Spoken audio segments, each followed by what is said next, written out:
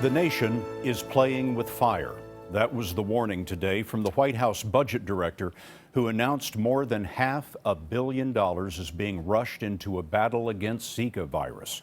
Zika is linked to birth defects, and mosquitoes have spread the virus through most of the Western Hemisphere. The U.S. could be next. More than 312 cases have been reported in 41 states, but all of those cases are linked to travel outside the U.S. Dr. Jon LaPook is looking at how the money could be spent. That's perfect for breeding mosquito larvae. Tropical disease expert Dr. Peter Hotez has been warning for months that poor neighborhoods on the Gulf Coast, like this one in Houston, are similar to poor neighborhoods in Brazil, the epicenter of the Zika pandemic.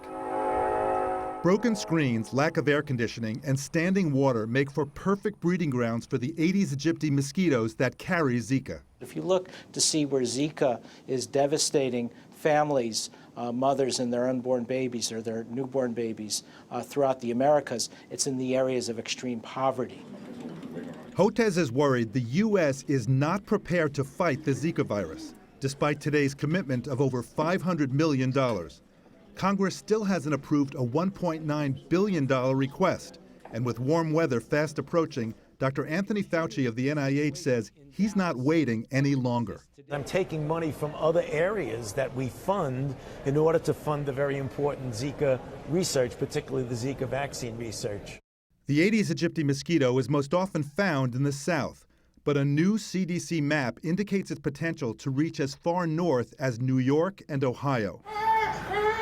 The biggest concern is for pregnant women. In Brazil, Zika virus has been linked with microcephaly, babies born with an abnormally small head and brain. The administration says the new funding will go towards vaccine development as well as mosquito surveillance and control. There's no such thing as a small outbreak of Zika.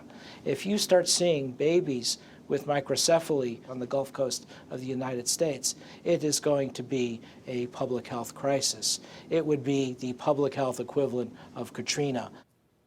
If, as expected, the Zika virus makes its way into the mosquito population here, the administration says it's going to need the full $1.9 billion it requested from Congress in February in order to fight the virus. John, thank you very much. Important story.